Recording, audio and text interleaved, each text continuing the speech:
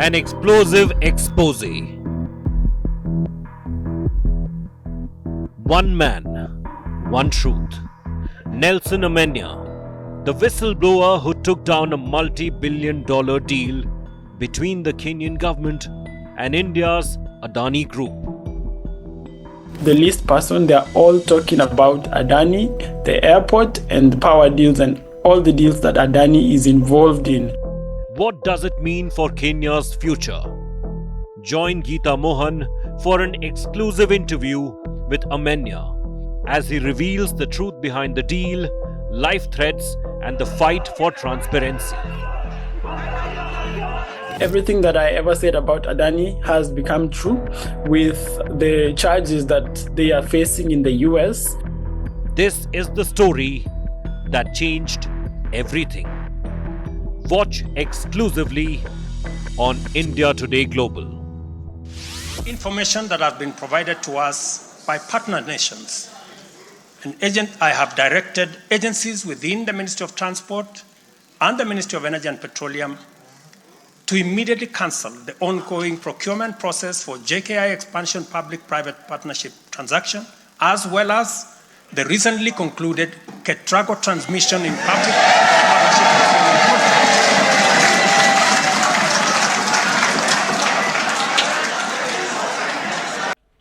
Now that's the Kenyan president announcing withdrawal of the Adani deal. All that happened, big developments, but the man of the hour, the man who had exposed the deal in the first place, whistleblower Nelson Amenya, a 30-year-old student who's living in Paris today because he dug up details of what the deal was between Adani Group and the Kenyan government. There were two very important deals. One was a power deal that was withheld by the High Court, but the other one was the Jomo Kenyatta International Airport deal. And amid much pressure, political pressure as well, we are now looking at Kenya withdrawing the deal. This also comes at a time when US has indicted, the Department of Justice has indicted Gautam Adani and his executives on charges of bribery and fraud.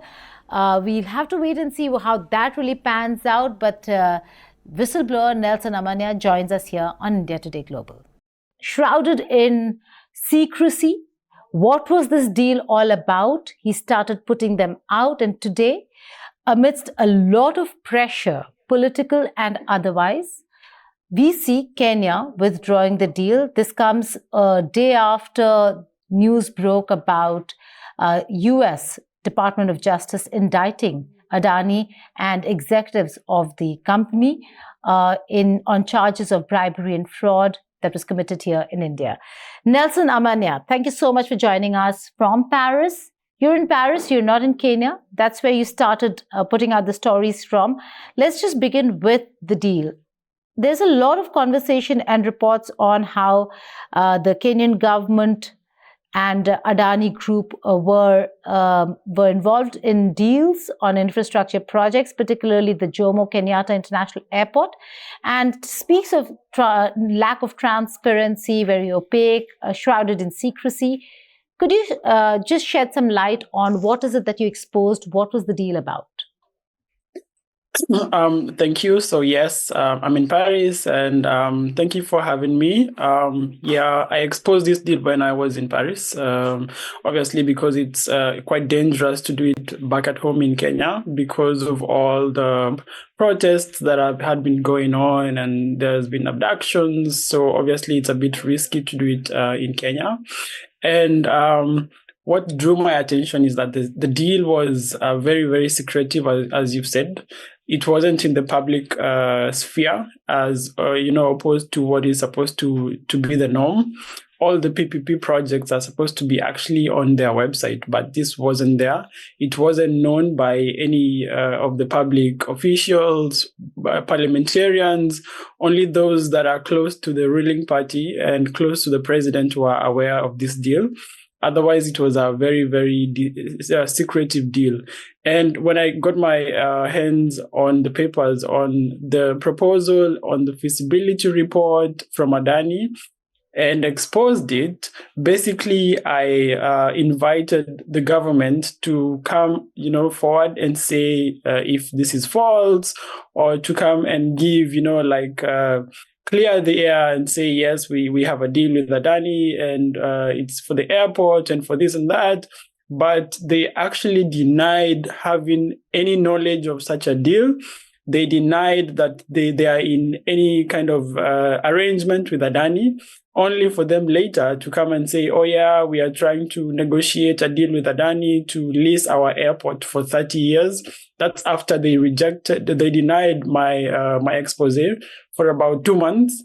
And when the heat was, increasing and there was protests, there was the Kenya Association of Airport Workers strike. This is now when they had the pressure. So they had to come forward and say, okay, we are in this deal and we haven't reached an agreement yet, but we are in the process. But the deal began in March. Actually, it began in December last year.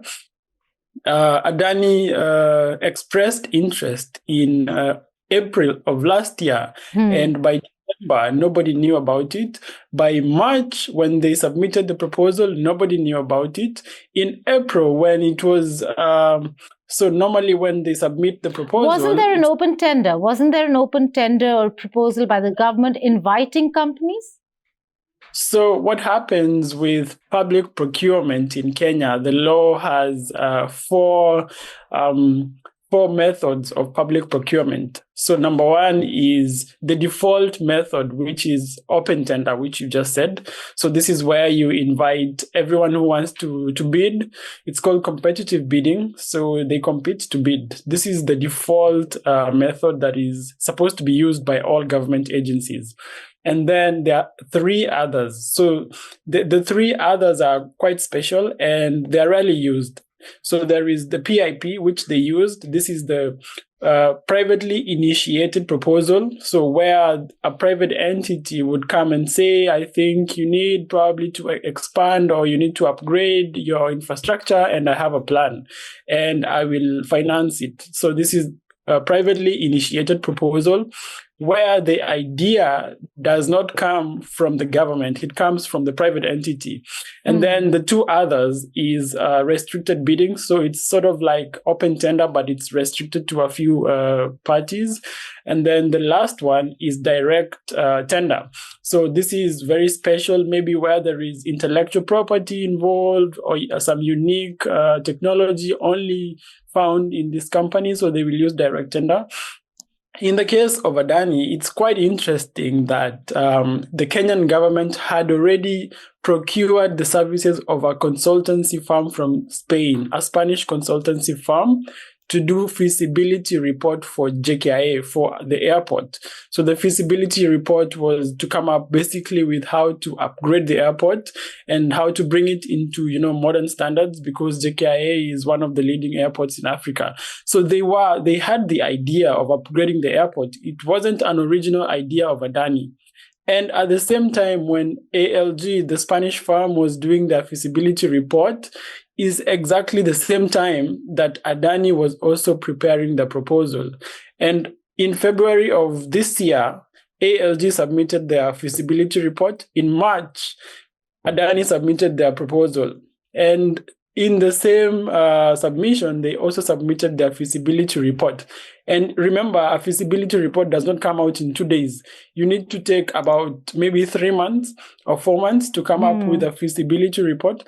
So for Adani to having been able to deliver their feasibility report in March means that they had already been in contact with JKIA and the airport authorities for some time for them to be able to get all the data.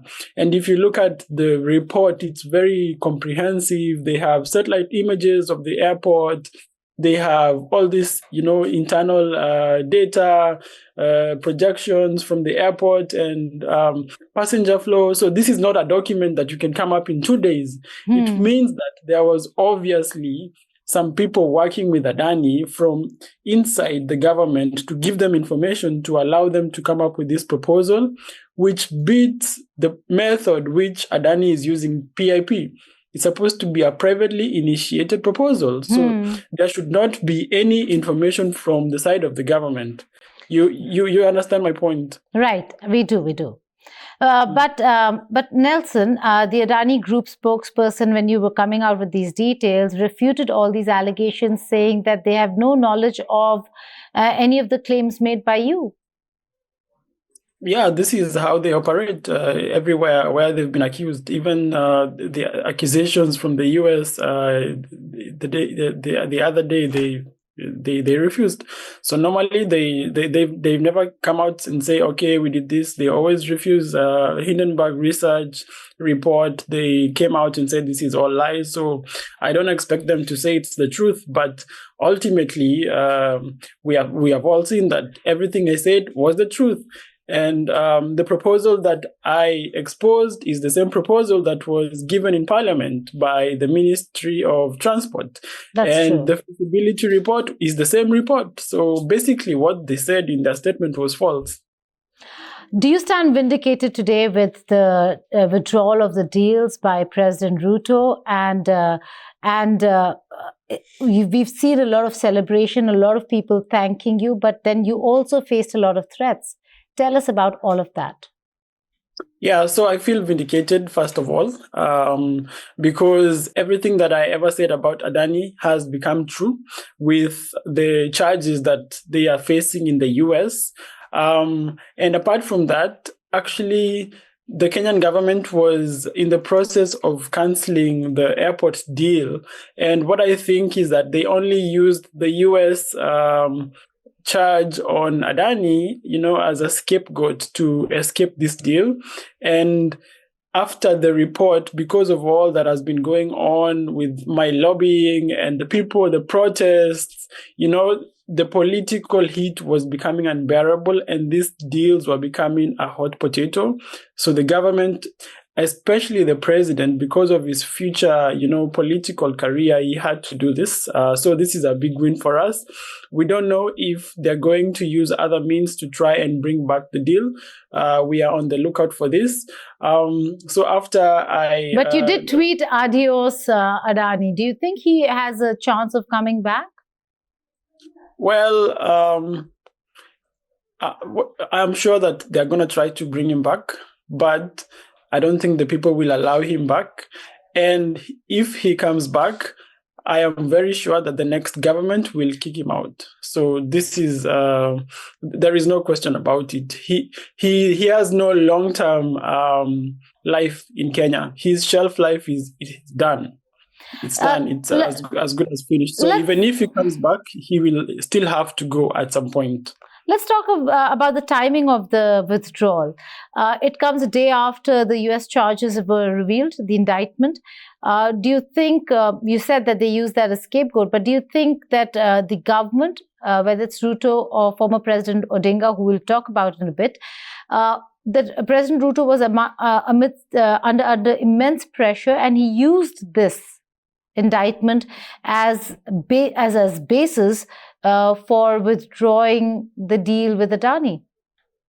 Correct. Yes, he used this as a scapegoat, as I said, to run away from this deal because the political heat was becoming too much. This was becoming a hot potato. The members of parliament were also becoming more and more restless. You understand that right now the executive, so the president controls majority of the parliament, but even though he is controlling majority of the parliament, when they go back to the ballot, the president will not be there and the people might vote them out. So the parliamentarians were growing more and more restless, even though they are supporting the president. And this pressure, though we cannot see it, in public, it was there. And so the political pressure is what pushed the president to, cancel this deal because of their political expediency.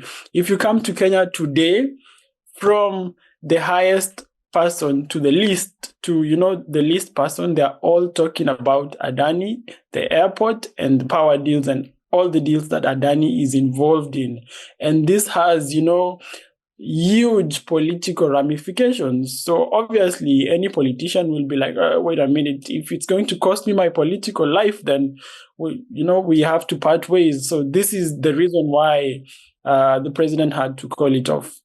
It is not just the airport deal. There was also an electricity transmission company deal that was awarded to Adani, which was initially for 1.3 billion US dollars.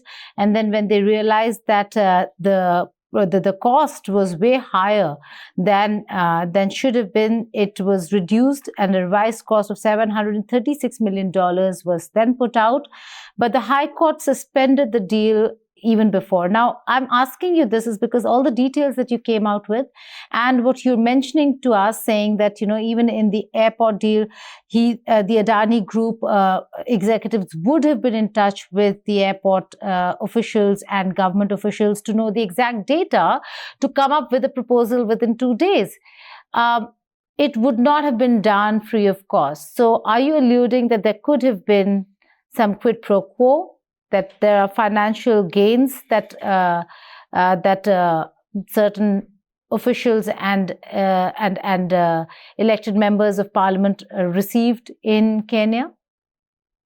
Yeah, I think this could be possible, though we don't have the evidence, we don't have any documentation. As the charges in the US, they have documentation and electronic data. We are not investigators or the FBI, but earlier this year, there was one minister from Kenya who was detained in Dubai with $2 million, I think. Mm-hmm. So, and they said this money was part of money that was being used, to bribe officials in these deals. So it's possible that some officials had been bribed. And since Adani is now being charged with bribery, and it's interesting that it's also in the power sector, so it means that for them to be able to get, first of all, express approvals in Kenya for these proposals, they may have issued or paid out bribes to the Kenyan government officials. This is something that we cannot rule out, and it's a huge possibility because in Kenya, corruption is a really big thing, especially with high-ranking officials. If you see this someone's proposal being approved in 1 day, then this is unusual and extraordinary. It means something extraordinary must have happened. And it's not for the common good of the people. It's obviously for the common good of some people. So it means someone had to be paid for this deal to be approved in 1 day. And normally, such a proposal will have to be, perused by several departments, several government agencies. So it would take maybe like 2-3 months, and then they receive their approval. But in 1 day, a whole proposal and feasibility report, come on. This means someone had to be bribed for the deal to go through. All right. Nelson, it's not just President Ruto. Former President Odinga, who's also part of the government, Prime Minister, had mentioned in a statement that he was introduced to Adani by the Indian Premier. How much of a truth is there and credence is there to the fact that there is a political nexus in Adani getting the deals that he's got?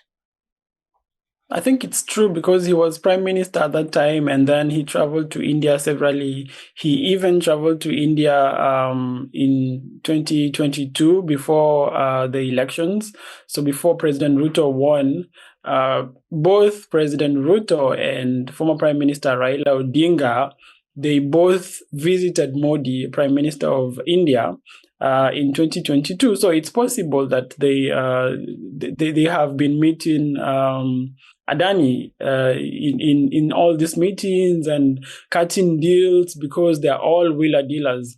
And I know you're aware that Raila Odinga saved President Ruto earlier in June when there was protests in Kenya. So basically, he joined hands with the president. Yes. And by doing so, they managed to,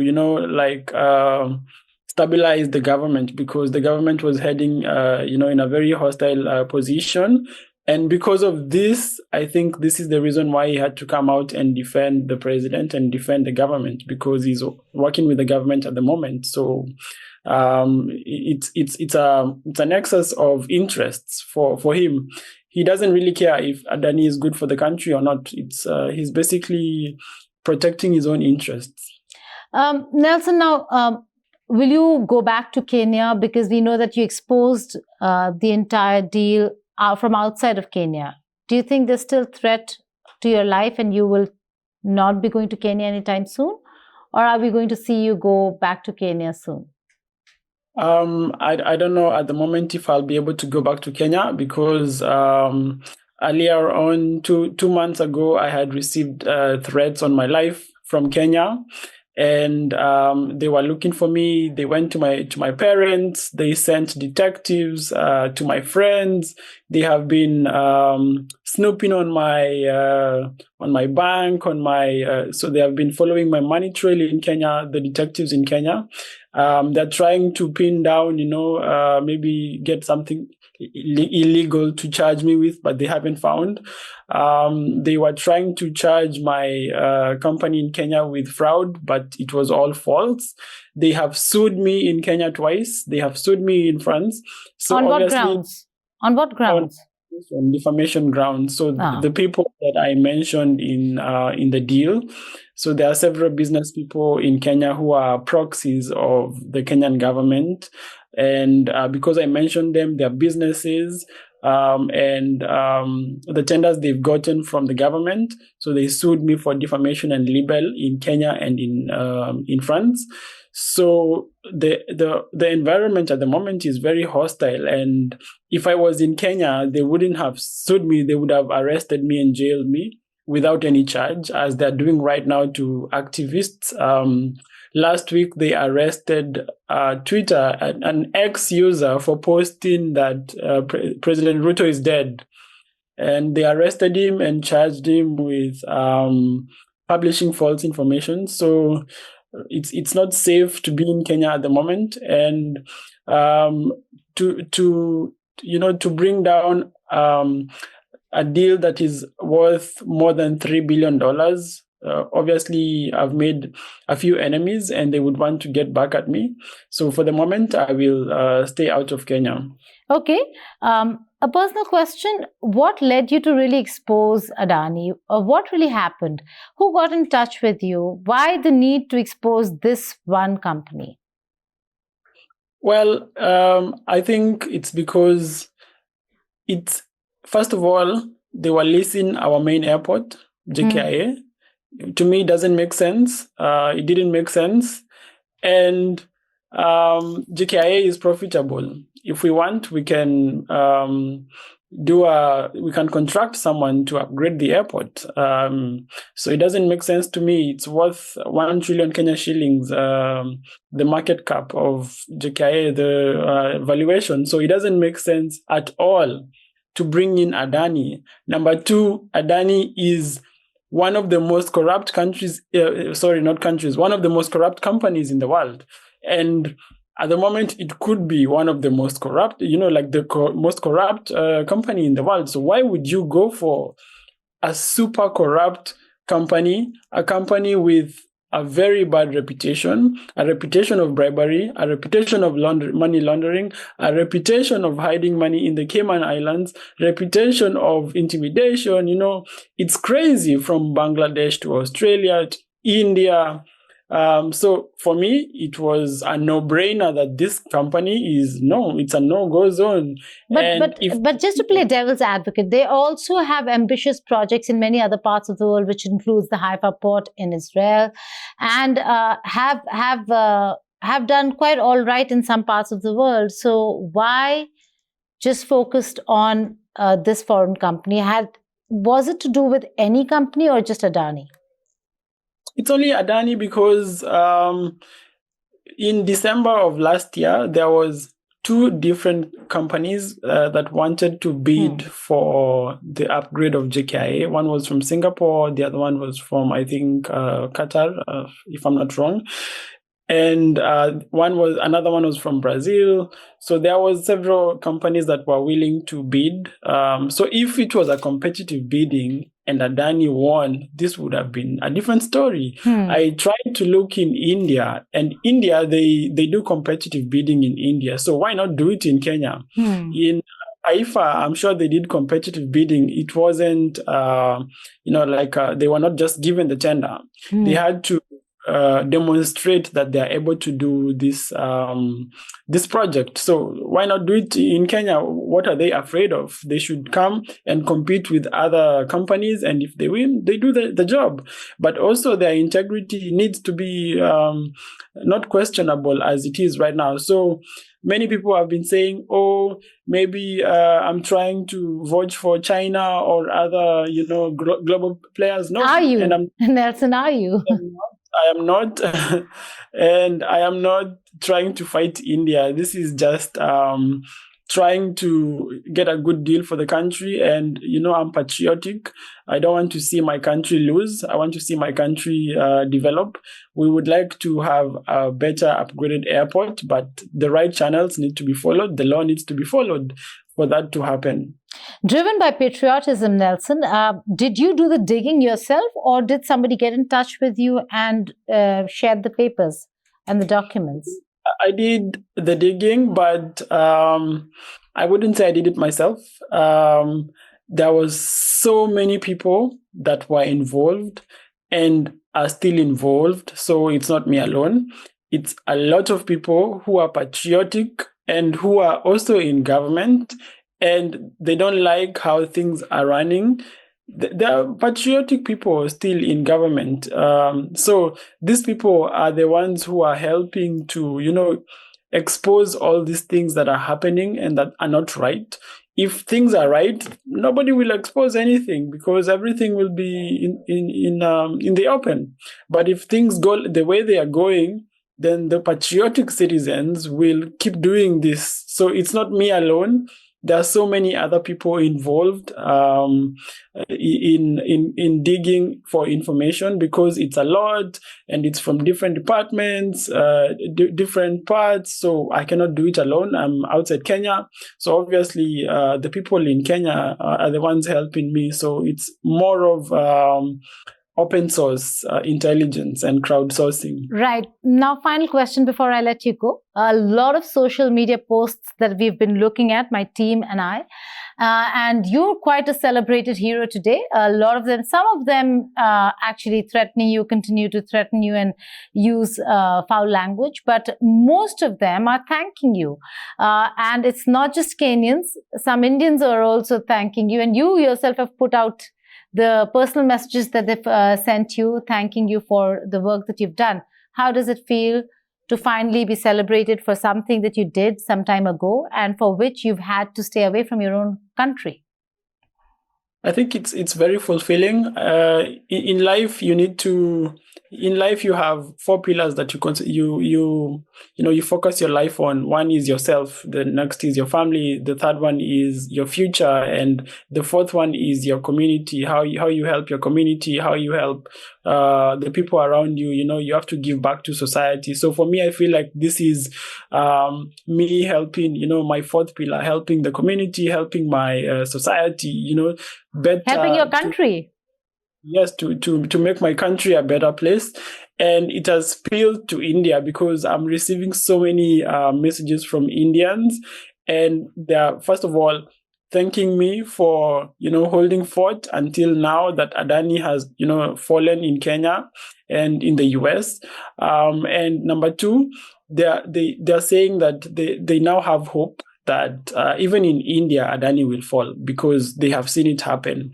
Most of them, they were like, Adani is connected to the prime minister. There's no way you can fight him. But now they're seeing that it's possible to be able to fight these crony capitalists. Right. There are 2 major countries. Before this, we've seen allegations. We've seen short sellers come out against Adani.